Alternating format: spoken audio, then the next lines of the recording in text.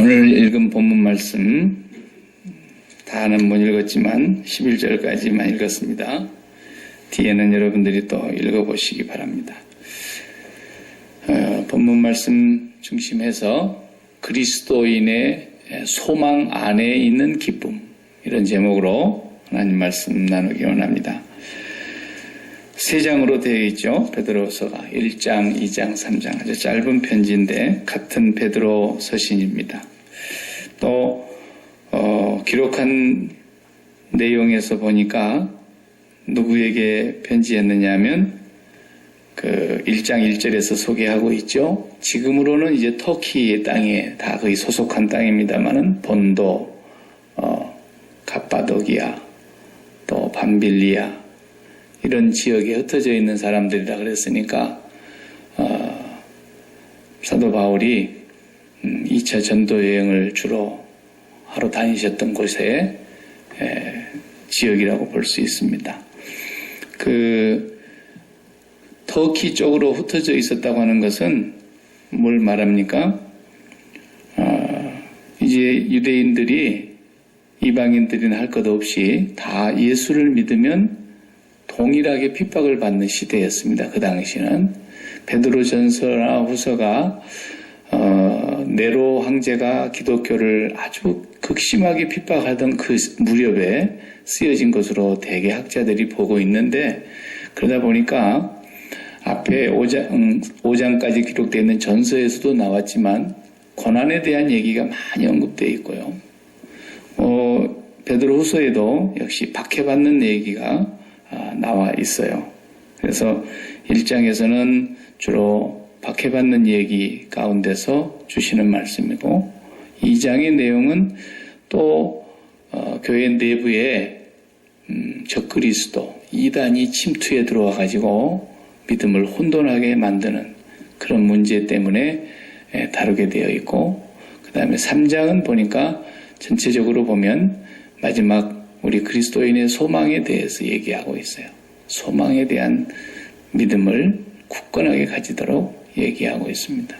그래서 오늘도 역시 1장의 내용에도 보면은 우리 예수 믿는 사람들에게 제일 중요한 게 믿고 나면은 그 다음부터서 우리가 가지고 있는 게 뭐냐면 소망이 바뀌는 거죠. 믿기 전에는 소망이 땅에 있었기 때문에 뭐 저마다 다 형편대로 뭐가 있으면 좋겠다, 이것이 이루어졌으면 좋겠다, 이거 가졌으면 좋겠다, 뭐 누리고 살면 좋겠다, 전부 땅의 소망을 갖고 살던 사람들이 예수를 믿고 나니까 이제 세상에 대해서는 죽어버린 사람들이고 하나님께 대해서 사는 거듭난 사람들이니까 소망이 땅에 없단 말이에요. 땅에 소망을 둔 사람들은 박해를 못 이깁니다. 절대로. 당장에 뭐 죽인다 그러면 제일 약한 사람이 누구라 그랬죠? 살려만 주세요. 제일 약한 사람인 거예요. 이건 뭐 밥이죠. 마귀의 밥. 죽인다는 말이 제일 무서운 거예요. 살려만 주십시오. 근데 세상에 대해서 죽어버린 사람들이기 때문에 이미 죽음을 맛본 사람들이에요. 예수와 함께. 그리고 하나님께 대하여 다시 태어나서 처음 눈을 떴는데 제일 먼저 눈에 만난 사람이 하나님 아버지다 이 말이에요. 제일 먼저 아빠, 엄마를 보게 되잖아요. 그런 것처럼 거듭나게 되면은 진짜 아빠를 만나는 거죠. 하나님 아빠를 만나는데 우리가 그분을 아빠라고 부르는 거예요. 아빠, 아버지라고 부른다 그랬어요. 그러니까 하늘의 소망을 두고 사는 사람들은 죽음이 두렵지 않단 말이에요. 그래서 소망을 분명하게 해야 된다. 우리 그리스도인들이. 그 소망을 굳게 붙들어야 된다. 이걸 지금 사도 바울은, 베드로는 핍박을 받고 흩어져 있는 많은 성도들에게 그 말씀을 다시 한번 주시고 계신 내용이에요. 우리 예수 믿는 사람은 그렇기 때문에 사도 바울도 여러 번 강조했지만 항상 기뻐하는 겁니다. 예수 믿는 사람의 소망이 뭡니까? 우리가 잃어버린 에덴을 다시 회복하는 거예요. 그리고 우리의 삶이 복지가 되는 거예요. 가나안 복지로 들어가는 삶이란 말이에요. 그러니까 그게 기쁨의 삶이라는 거죠. 가나안 복지라 그럴 때에는 구약 성경에서야 당연히 그 요단강 건너가서 들어가는 땅을 얘기했지만 오늘 우리 예수님 믿고 지금 살아가는 그리스도인들에게 복지가 어디냐고요. 복지는 거기 있는 부동산이 아니래요. 네. 그쪽에 그 이스라엘 땅을 차지하기 위한 부동산이 아니에요. 오늘날에 우리가 복지를 살아간다라는 말은 하나님을 바라보고 하나님과 눈을 맞추고 하나님과 마음을 나누고 하나님과 함께 살아가는 그 삶이 복지예요. 그래서 그것을 놓치면 복지는 도망가고 그것을 회복하면 나에게 복지가 이루어지는 거고 에덴이 회복이 되는 거예요. 그것을 기쁨이라고 표현한 겁니다. 사도 바울은. 그래서 에덴을 사는 사람들이라면 항상 기뻐해라. 에덴이 기쁨의 동산이거든요. 희락의 동산. 그러니까 항상 기뻐해야 되겠는데 이 소망을 가진 사람들이 기쁨이 없어요. 이거 참 기가 찰 노릇이에요. 세상의 소망을 가지고 한번 우리가 얘기해봐요. 세상의 소망을 가지고. 자, 우리 애가 대학교를 못 들어가고 삼수를 했다. 해봅시다, 이렇게. 세상에 예를 들어야 되니까. 삼수생이 됐다, 가령.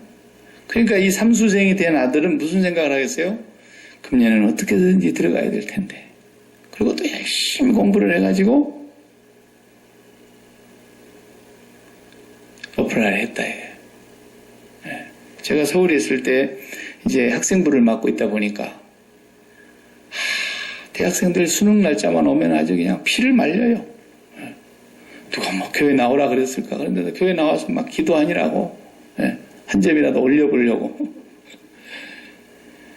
그런데 발표 날은 다 또 떨려서 못 가요, 또 애들이. 발표 날 전화로 물어보기도 그렇고. 그러니까 이제 학교 게시판에 가서 봐야 되니까 전도사님 같이 가면 안 될까요? 그러면 이제 따라가 주는 거예요, 이제. 따라가는데 애가 웃음이 없어. 내가 좀 웃겨보려고. 그래도 웃지도 않고 그냥 긴장을 잔뜩 갖고 가는 거예요. 그리고 이제 수험번호 그거 게시판하고 이렇게 대조해봐야 되는데 원래 이제 순서대로 쭉 써놨으니까 가다가 이제 순서가 번호가 쏙 빠져버리면 그 사람 떨어진 거죠. 그냥 대조를 해봐야 되는데 못해. 가슴이 떨려가지고 이리 줘봐. 내가 할 테니까. 내가 번호 갖고 가고 이렇게 하고 합격! 그러면은 그냥 그 좋아하는 표정이 말이죠. 정말요? 그래 처음에는 안 믿기지는 거죠.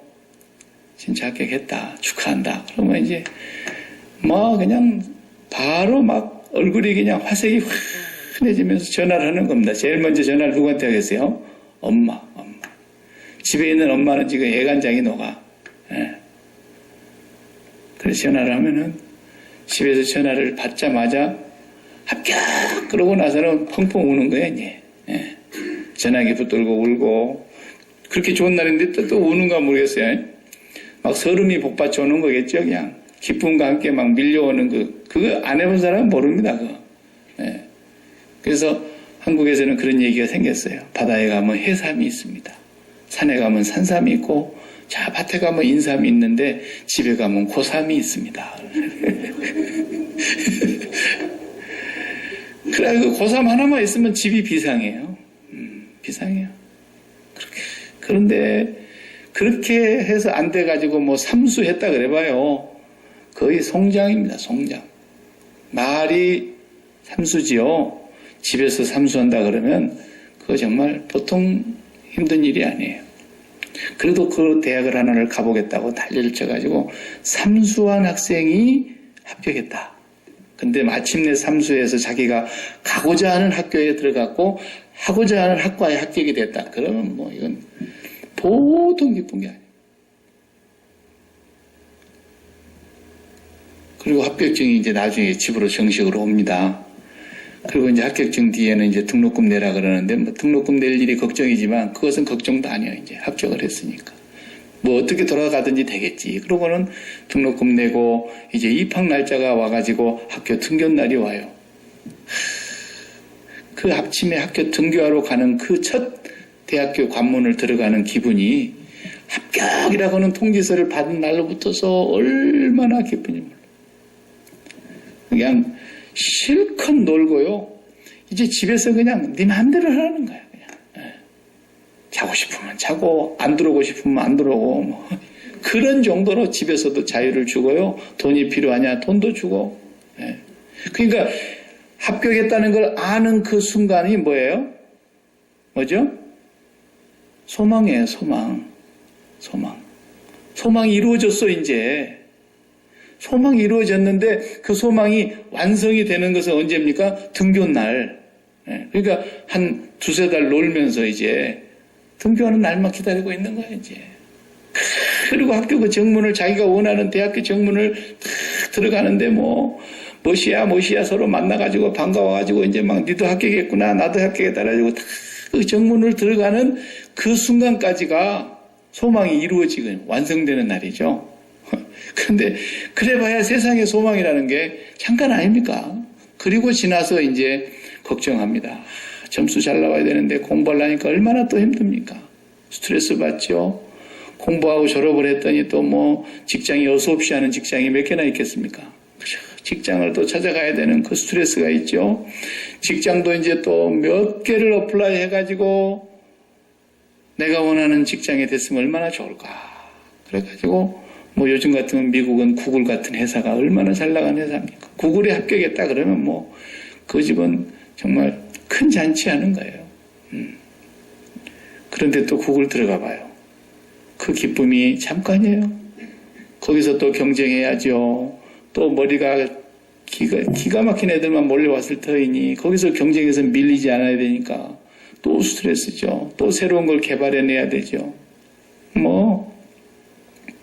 그러나 말하고 싶은 건 그거예요. 합격했다는 소식을 듣는 순간 네가 직장에 허락이 됐다라든지 대학에 허락이 됐다든지 합격 소식을 듣는 그 순간에 소망을 가진 거 아닙니까 이제.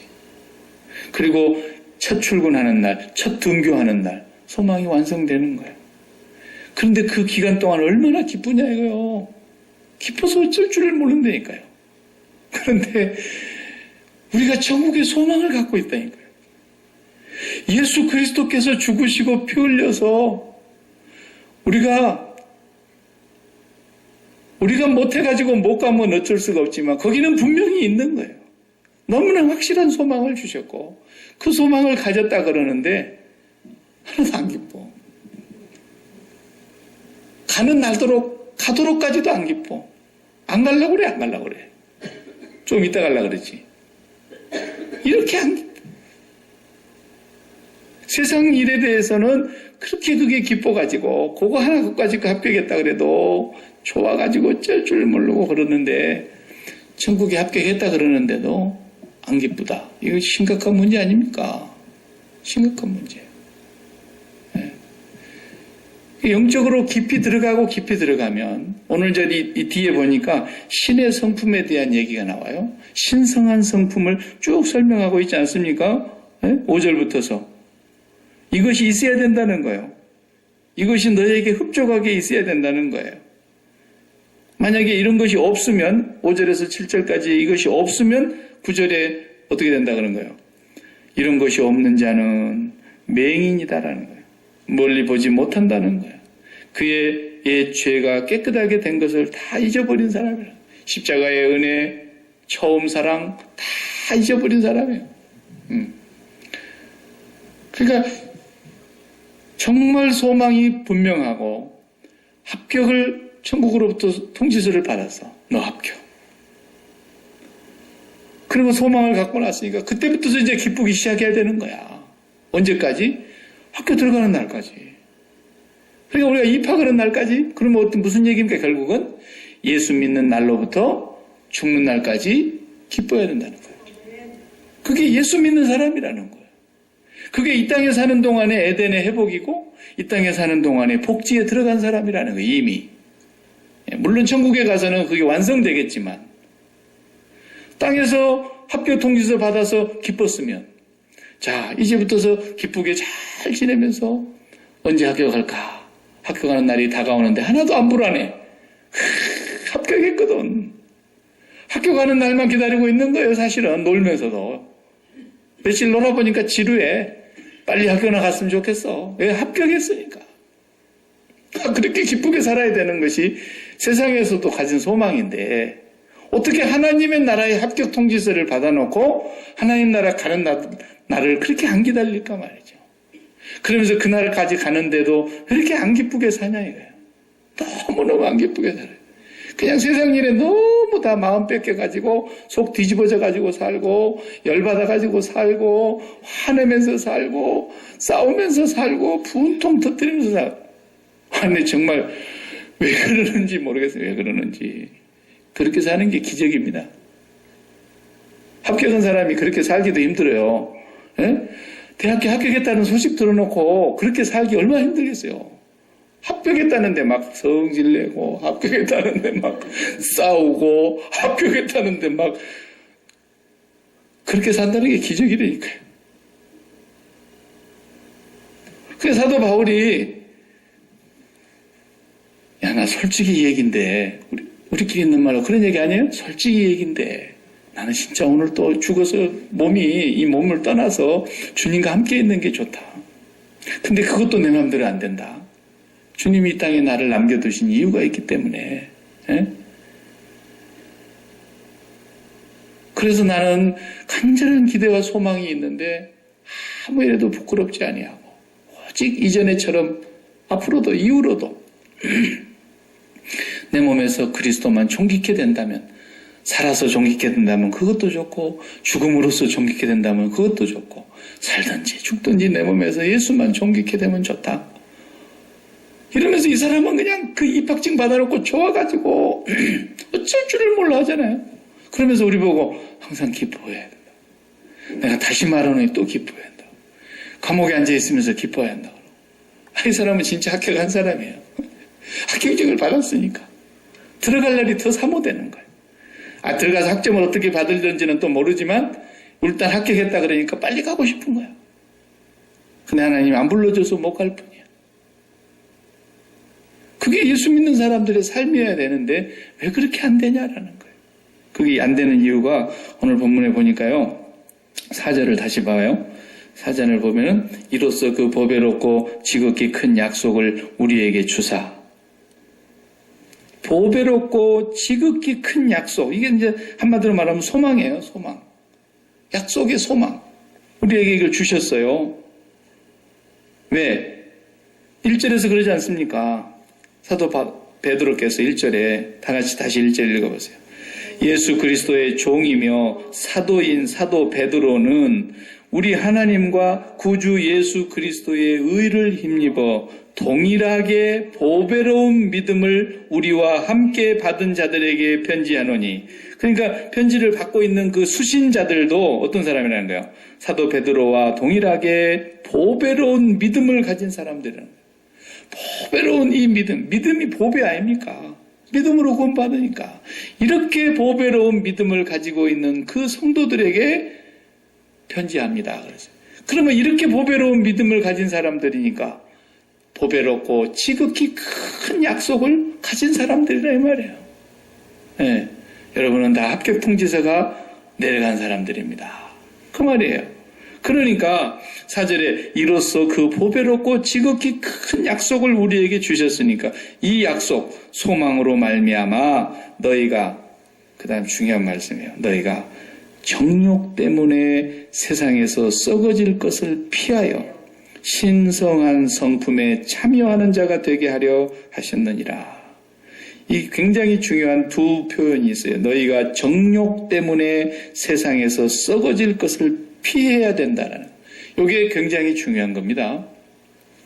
정욕 때문에 세상에서 썩어질 것을 피해라. 정욕이 뭡니까? 정욕이라는 말을 제가 전에도 설명을 바울 서신에 다도 많이 나오니까 정욕이라는 말은 뭐죠? 우리 마음에 뭔가를 담으려고 하는 것이 정욕입니다. 그러니까 본래 하나님은 우리 마음을 맞춤으로 지으셨다 그랬죠. 요 마음을 하나님이 만드실 때에 마음의 영역은 하나님이 들어오면 딱 채워져 가지고 아무것도 더 갖고 싶지도 않고 하나님이 딱 들어오고 나면은 더 바랄 것이 없어지고 만족스러워지는 그런 상태로 마음이 지어져 있어요. 마음의 영역이. 그런데 여기가 하나님이 안 계시는 사람은 비어있는 거거든요. 그러니까 이 비어있는 마음을 채우지 않으면은 절대로 살 수가 없는 거예요. 그래서 그 빈 공간이라는 그 마음 상태를 채우는 거, 이게 정욕이거든요. 정욕. 그래서 이것은 뭐가 있을 때만 채워지는 거냐면 몸이 있을 때만 채워지는 거예요. 그래서 우리 몸이 이렇게 살아있잖아요. 저와 여러분이 이렇게 살아있어요. 그리고 정신이 멀쩡해요. 그런 상태로 몸을 갖고 있을 때만 정욕이 발동을 하는 거예요. 이 몸이 죽었다. 목숨이 끊어졌다. 그럼 정욕이 끊어진 거예요. 돌아가신 분한테 저녁 드십시오. 뭐 그러면 그 사람이 먹겠다고 밥 차려놨다고 일어나겠습니까? 정욕이 다 없어지는 거예요. 사람은 그래서 모두에게 그것이 다 주어져 있어요. 몸이 있기 때문에 채우려고 하는, 몸과 관련되어 있어서 채우려고 하는 것들이 다 정욕에 속한 거예요.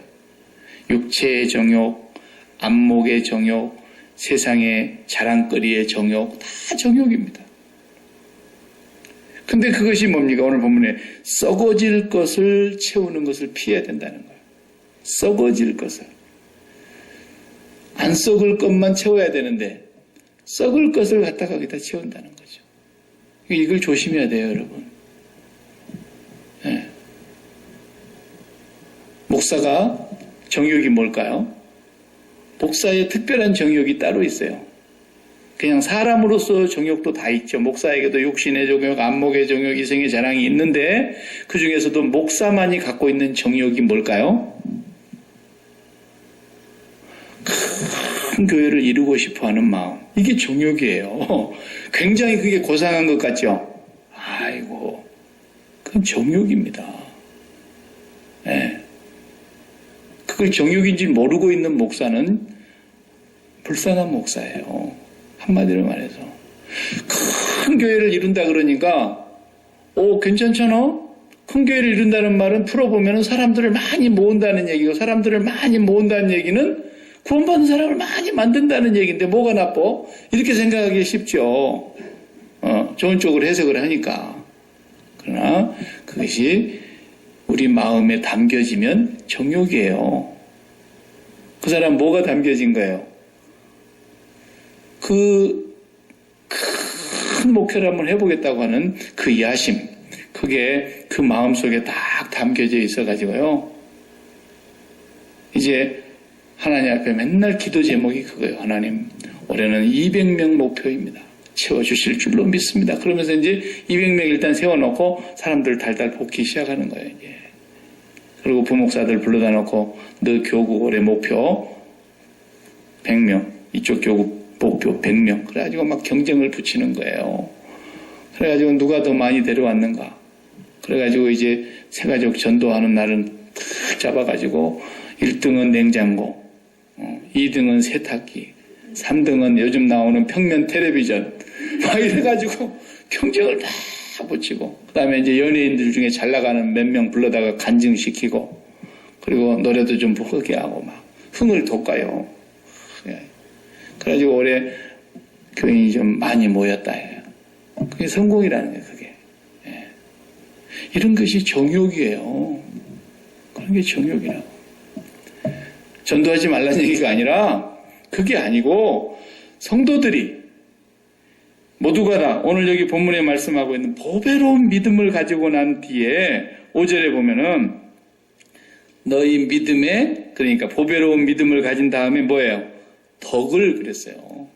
그 다음에 덕에 지식을, 지식에 절제를, 절제에 인내를, 인내에 경건을, 경건에 형제 우애를, 형제 우애에 사랑을 더하라. 이런 것이 너희에게 풍성해야 된다는 거예요. 그래서 너희로 우리 주 예수 그리스도를 알기에, 예수 그리스도를 사귀는 걸 말하죠. 사귀는 것에 게으르지 않고 열매 없는 자가 되지 않게 하려니와. 그러니까 열매는 나중에 오는 거예요. 이 앞에 믿음의 덕의 지식을, 지식의 절제를, 절제의 인내를, 인내의 형제우애를, 형제우애의 사랑을 공부, 요것이 흡족하게 이루어지게 하는 것이 먼저예요. 그렇게 되면 예수 그리스도와의 사귐이 풍성해지기 때문에 열매는 나타나게 되어 있는 거예요. 내적인 열매도 나타나게 되고 외적인 열매도 전도로도 나타날 수도 있고 봉사로도 나타날 수도 있고 뭐 남을 도와주는 것으로도 나타날 수 있고 다양한 열매가 나타나죠. 그런데 그것이 문제가 아니고 맨날 금년에는 이제 500명 이렇게 하고 막 매일 사람만 모아다 놓으면 그게 뭐가 됩니까? 고아원이 되는 거예요. 그리고 고아원이 돼가지고 이제 애가 2명 있을 때는 별로 괜찮은데 500명의 그냥 아이들이 막 바글바글 하니까 이게 보통 문제가 아닌 거예요. 네. 그래서 하나님 앞에서 우리가 가져야 될 진정한 소망은 땅에 있는 것이 아니에요. 우리는 하나님만 가지면 된다니까요. 예수님만 가지면 되는 거고 예수님을 가지고 났더니 그 예수님을 가진 사람이 믿음의 덕이 나타나더라는 거예요. 예수님을 믿고 나니까 자연히 예수님의 덕이 나타나더라는 거예요. 여기서 말하는 덕은 그냥 어떤 도덕적인 덕을 얘기하는 게 아닙니다. 예수님의 마음을 갖게 되더라는 거예요. 너희 안에 이 마음을 품으라. 그런 걸 그랬잖아요. 그 예수님의 마음을 갖게 되더라는 거예요. 예수님을 왜?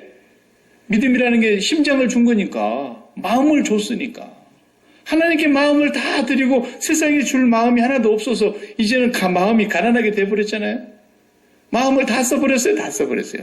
마음이 500불어치가 있었는데 500불어치를 다 하나님 앞에 다 써버리고 나니까 다른 데 쓸 마음이 없다 이 말이에요. 그렇게 마음을 다 드리고 났더니 그 사람의 마음속으로 들어가고 그 사람이 내 마음속으로 들어오고 내 너 안에 있다, 네 내 안에 있다, 내가 너 안에, 너가 내 안에 이렇게 되더라 이거죠. 그렇게 되니까 마음을 담게 되잖아요. 마음을 알게 되잖아요. 그것이 믿음의 덕이라는 말이에요. 그리고 그 다음에 덕의 지식을 그랬어요. 그럼 덕의 지식이라는 건 뭐예요? 마음이 그렇게 통하면 그 사람의 뜻을 알게 되어 있어요. 하나님의 뜻이 무엇입니까? 아무리 물어도 알 수가 없어요. 성경을 읽어보면 이것은 하나님의 뜻이니 이런 것은 명백하게 써져 있으니까 뭐 그건 당연한 거고 하나님의 뜻을 알려고 그러면은 하나님과 사귐이 이루어져야 되거든요. 우리가 그 사람하고 오래 사귀면 사귈수록 우리는 둘이는 말이 필요 없습니다. 그냥 눈빛만 보면 합니다. 이렇게 말하는 사람들 있잖아요. 뭐 먹을까? 그걸 물어보지도 않아요. 눈빛만 보면 짜장면 먹고 싶은구나. 그 정도로 그냥 통하는 거예요 이게. 예. 그래서 마음을 들였더니 그 마음이 내 안으로 다시 들어와서 마음이 품은 뜻을 알게 되니까 덕의 지식이 돼요. 이게 전부가 다 뭐냐면 사귐을 얘기하는 겁니다 지금. 무슨 윤리 도덕 얘기하는 것이 아니에요. 그래서 지식이 쌓이죠. 그 말은 그분의 마음의 뜻을 알게 되는 거예요. 예. 그래서 은사가 어떻게 나옵니까? 지식의 은사가 나오잖아요. 성령의 지식의 은사. 그런 관계가 더 들어가게 되는 거예요. 그 다음에 지식의 은사가 다음에 있고 그 다음에 지식의 절제를 그랬어요. 이런 관계에 들어가면요. 사람이 가만히 있지를 못해요. 가만히 앉아있지를 못해요. 그리스도 안으로 들어가서 그리스도의 마음을 알고 그리스도의 마음이 내 안으로 흘러들어오고 그러면은 그 다음에 그리스도의 마음의 뜻을 알게 됐고 하나님의 마음을 읽어내겠다면은 가만히 있지를 못한다니까요. 뭔가 이 사람이 움직여야 돼. 막 열심히 움직이는 거예요. 그래서 열심히 뭔가 움직여서 그것이 행동으로 나타나다 보니까 기적이 일어나기도 하고. 왜? 하나님이 하시는 일이니까. 하나님의 능력이 나타나기도 하고. 나로서는 도저히 할 수 없는 일들이 막 이루어지는 거예요. 얼마나 신바람 나겠어요. 그러니까 이런 사람은 이제 이게 도대체 내가 하나님인지 하나님이 난지 구분이 안 될 정도로 되는 거예요. 그럴 때 조심해야 한다고 말해요. 그럴 때에 절제해야 돼요. 이 절제라는 게 뭐냐면 하나님은 하나님이고 너는 죄인이다. 이걸 깨달아야 된다. 항상. 주여 나는 죄인이로소이다. 사도 바울이 그런 것을 성경 말씀에서 표현할 때는 그렇게 표현했어요. 내가 사실 다른 사도들보다 더 많이 수고했으나 그랬잖아요. 어떻게 보면 자랑으로 보이죠? 내가 다른 사도들보다 더 많이 수고하였으나 내가 아니요 나와 함께 하신 하나님의 은혜였습니다. 그랬어요. 이 사람이 자기가 한 것이 아니라는 걸 안 거죠. 그래서 자기 몸에는 뭐까지 있었어요? 병이 있었어요. 그 하나님이 넣어놓은 병이었다는 걸 안 거예요. 아, 하나님이 안 고쳐주시는구나 이건. 왜? 네가 약함을 깨달을 때마다 나의 강함을 의지할 것이고 나의 강함이 일하는 것이라는 것을 바울은 철저하게 안 거예요. 자기가 할 수 있는 것은 정말 아무것도 없다는 걸 한순간도 이분은 잊지 않은 거예요. 그러니까. 그게 은혜거든요. 그래서 저기 지식에 절제가 쌓이는 거예요. 절제. 자기를 컨트롤하는 거죠. 셀프 컨트롤이 절제라는 거죠. 그 다음에 인내, 절제의 인내는 왜 그렇습니까? 소망이 우리가 이미 큰 보배로운 소망을 받았지만 아버지 앞에 정말 쏙 들어갈 때까지는 목숨이 이제 끊어져서 천국에 들어갈 때까지는 소망의 완성이 아니기 때문에 누가 보이는 소망을 바라겠느냐 그랬어요. 보이지 않는 소망이기 때문에 우리가 어떤다 했어요. 참고 기다릴지니라 그랬잖아요. 그게 인내예요. 네. 그러니까 이 세상에서는 아무리 좋다 해도 천국은 아니잖아요. 아무리 내가 이 세상에서 믿음으로 살면서 기쁘고 감사하면서 산다 할지라도 천국 그 자체는 아니고 때로는 원치도 않는 사고가 나기도 하고 건강했으면 좋겠는데 병이 생기기도 하고 돈 버는 사람 잘 벌렸으면 좋겠는데 안 벌리는 때도 있고 나라가 그냥 평안했으면 좋겠는데 온통 나라가 벌집 건드리는 것처럼 그냥 난리를 치는 날도 있고 꼭 어디 디즈니랜드 가서 그냥 막 그 열차 뭐죠 이상 공중 나는 열차 있죠 막 거의 죽음으로 몰고 가는 열차 같은 타는 그런 같은 삶을 사는 거예요. 우리 인생이 사실은 보면은. 예수를 믿고 편안하지만 않잖아요. 천국은 아닌 거예요. 그럴 때일수록 더 참고 기다리면서 그럴 때일수록 더 천국을 소망하는 거예요. 그래서 너무 힘들면 그냥 주님이 지금 불러가주셨으면 좋을 텐데 안 불러가시니까 하나님이 안 불러가시면서도 나에게 이렇게 고난을 주시는 것은 무엇 때문일까? 주님을 더 깊이 생각하면서 힘들고 어려울 때에 주님의 십자가를 더 한번 바라다 보는 거예요. 그리고 막 욕먹고 핍박받고 박해받고 성도들이 그렇게 얼마나 핍박을 받았습니까? 나는 미국에 산다는 자체가 너무 하나님 앞에 죄송스러워요. 어떤 때는. 왜 그렇습니까? 초대교회 성도들 봐요. 그 사람들은 오늘날 같이 주보가 있었다 그러면 주보 뒤에 새신자 등록란도 있었겠지만 그 밑에 지난주에 순교하신 분 명단이 더 많았을 거예요. 지난주에 아무개 성도 순교당하셨습니다. 얼마나 힘든 시기에 예수를 믿었습니까? 그분들은. 그래서 그분들은 차라리 이렇게 힘들 바에야 오히려 죽어서 천국 가는 게 좋다고 생각했던 사람들도 있었을 거라고요. 그러니까 멀리 떠나서 가바도기아, 밤빌리아, 본도, 아시아에 있는 그 터키 지역에 지금 성지순례 간 사람들이 보고 있는 그 땅굴 말입니다. 그 땅굴을 파고 들어가서 거기에서 그냥 벌집처럼 구멍을 뚫어놓고 살았단 말이죠. 그런데 우리가 그분들을 비교해놓고 보면은 지금 돈이 좀 안 벌린다고 그냥 기분 팍 꺼져가지고 이러고 있다는 이건 믿음이라고 할 수가 없는 상황이에요. 그때 그분들하고 우리의 믿음하고 이렇게 한 비교를 해보면 말이죠.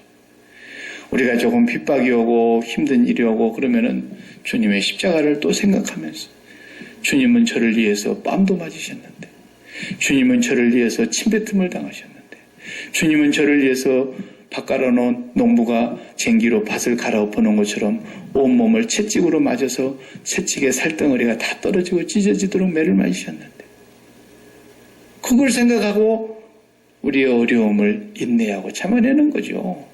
죄 없으신 주님이 하나님이시면서 사람으로 오셔서 나를 구원하시려고 그 모진 고통을 다 담당하셨다고 한다면 우리가 고난을 당할 때 주님의 십자가를 바라다 보면서 또 참고 견뎌야 된다는 거죠. 예? 참 그러니까 견뎌지더라고요. 그게. 예, 견뎌지더라고요. 못 견딜 게 하나 없더라고요. 예. 내가 억울한 일을 당해서도 뭐라 그랬습니까? 베드로 전서에서는 뭐라 그랬습니까? 억울한 고난을 애매한 고난을 당해도 하나님을 생각하고 참으면 이는 아버지 앞에서 아름답다 그랬잖아요. 그러니까 진짜 내가 잘못이 아니었는데 애매한 고난을 당할 때가 있어요. 우리 집은 문단속도 잘하고 불단속도 잘하고 물단속도 잘하고 잘 이렇게 했는데 옆에 집에서 불단속 잘 안 해가지고 불이 났는데 이쪽 집까지 태워가지고 막 우리 집 홀랑 다 태웠단 말이에요. 그 얼마나 애매한 고난입니까? 그런 일을 당할 수 있어요. 나는 운전 잘하고 술 안 먹고 항상 정신 말똥말똥하고 잘 운전하는데 저 미친놈이 술 먹고 갖고 나를 그냥 들이받아서 내가 깨지고 내가 부러지고 내가 병원 입원하고 얼마나 억울하고 애매한 고난입니까? 그래도 하나님을 생각하고 참아내는 것, 이게 절제의 인내예요. 인내. 예. 하나님을 생각하라는 거예요. 주님을 생각하라는 거예요. 주님은 얼마나 억울하면서도 모진 고난을 당하셨냐. 그걸 생각하면서 참아보라는 거예요. 이렇게 인내가 들어갑니다. 그 다음에 뭐가 나옵니까? 인내의 경건을. 이 경건이라는 것은 그냥 삶을 얘기하는 겁니다. 아까 말한 처음부터 다시 봅시다. 믿음의 덕의 지식을, 지식의 절제를, 절제의 인내를 이렇게 살아가는 삶이 경건이에요. 그냥. 그걸 경건이라 그래요. 경건이라 그러니까 사람들이 맨날 이렇게 성경책을 그냥 밑에서 달랑다 이렇게 그냥 한글 이렇게 들고 다니지 않고 가슴에다 탁 이렇게 얹어하고 이렇게 다니면서 이렇게 하는 것이 경건인 줄 알아, 사람들이. 그게 뭐 나쁜 건 아니지만, 그 폼잡는 게 경건이 아니에요.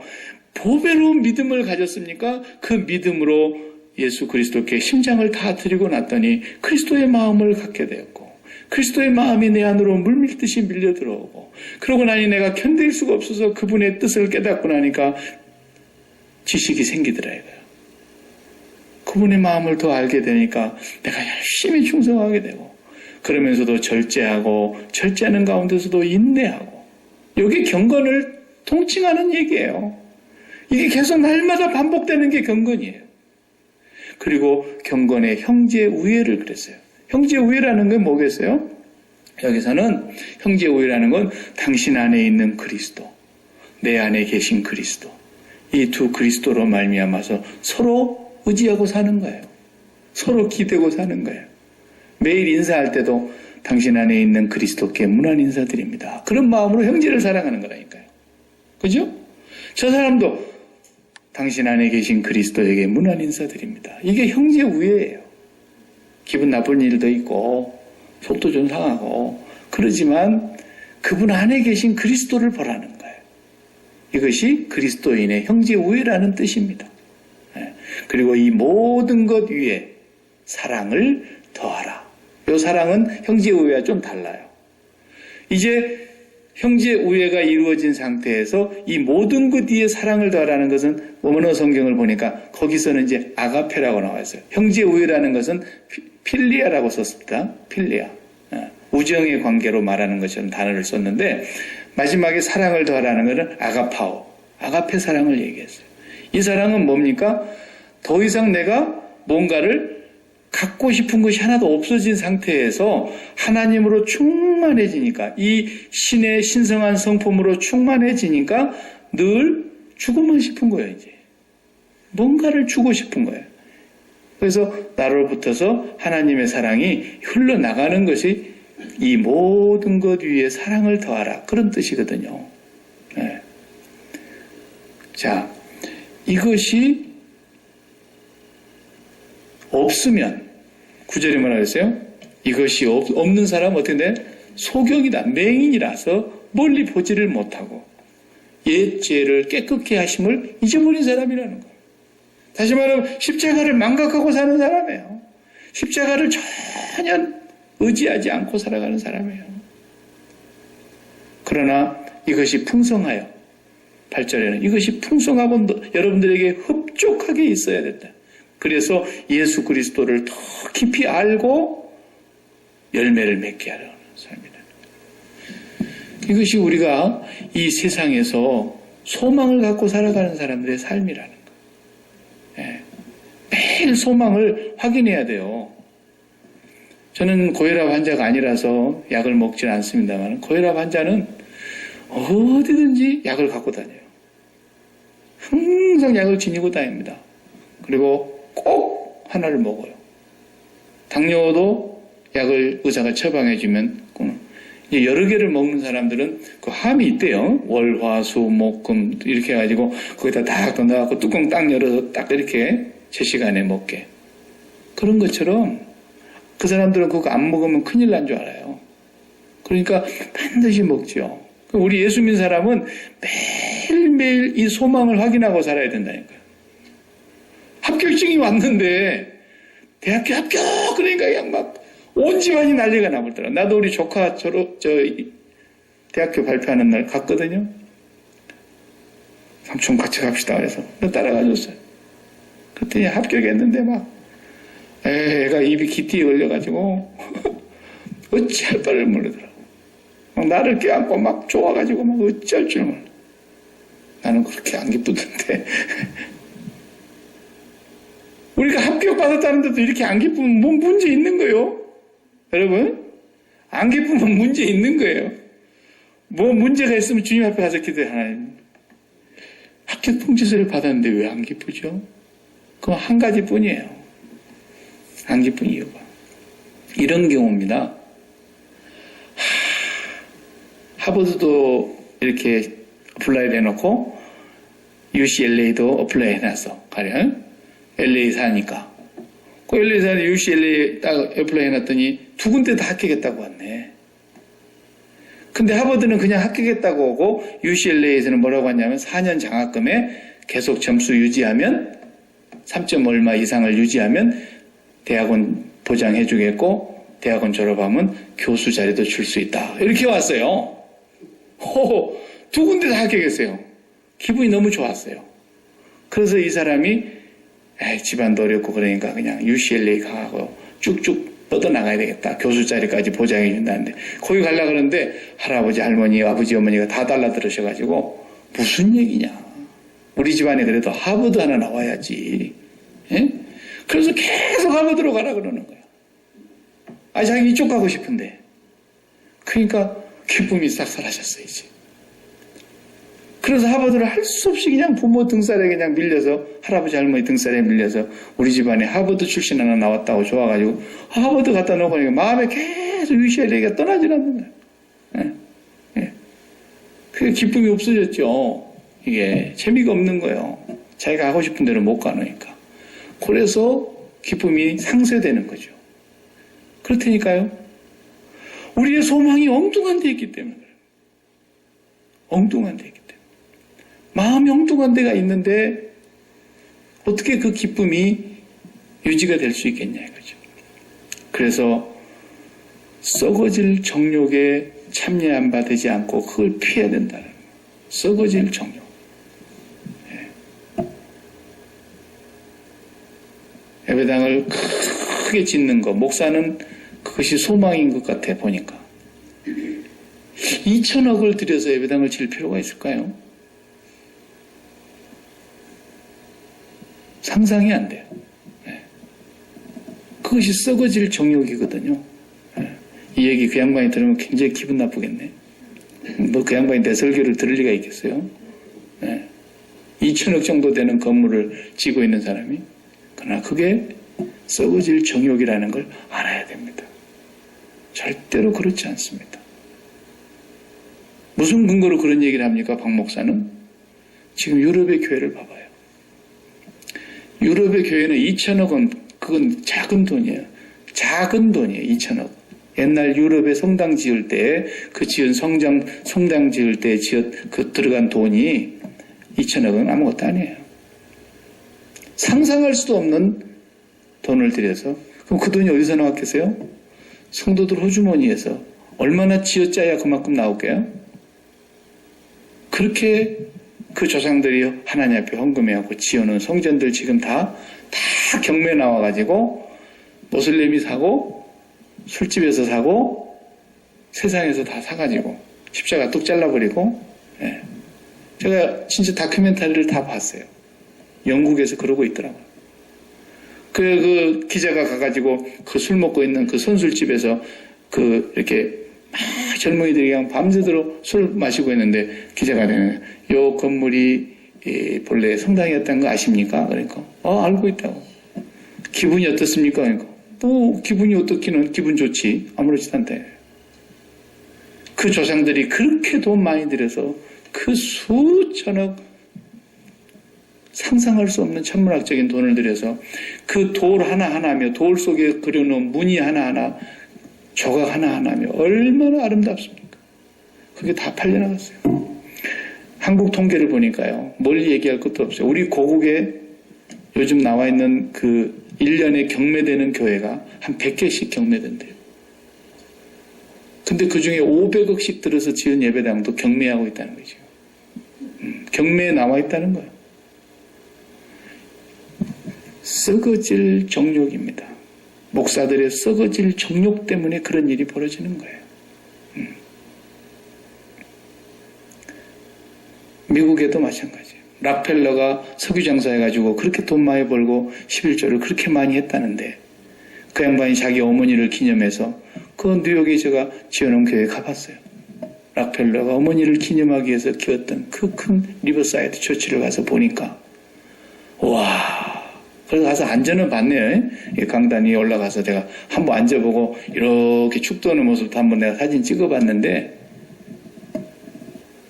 마르틴 루터킹 목사님 그 훌륭한 분도 거기서 목회를 하셨고 근데 지금은 사람들도 그렇게 모이지도 않을 뿐더러 거기서 별짓을 다 합니다. 게이들 예배 게이들 결혼식 안 하는 게 없더만 거기도 이제 보니까 아무 소용이 없어요. 그것도 다 썩어질 정욕의 산물들입니다. 우리 마음속에 담을 수 있는 것은 화려한 성전이 아니라 주님께서 말씀하시기를 46년 동안 지었다고 헐어버려라. 도리에 돌 하나 남지 않고 다 헐어버릴 것이다.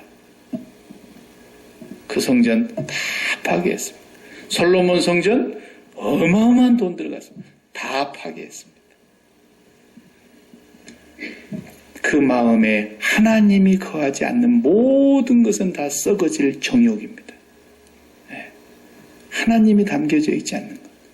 이거 한 가지를 우리가 날마다 명심하면서 우리 마음속에 하나님이 계시고 하나님이 날마다 우리의 마음 안에서 그 마음이 내게로 흘러들어오고 내 마음이 하나님께로 드려지고 이렇게 살아가면서 그분의 뜻을 깨닫고 그분의 뜻에 따라서 순종하고 그러면서 소망 가운데서 인내하고 형제 우애하고 사랑을 나타내면서 우리가 이 땅에서 살아가는 그리스도인의 진정한 소망이 넘치는 삶, 그 소망 안에 있는 기쁨, 이것이 저와 여러분에게 매일 있는가 확인하셔야 됩니다. 기도하십시다.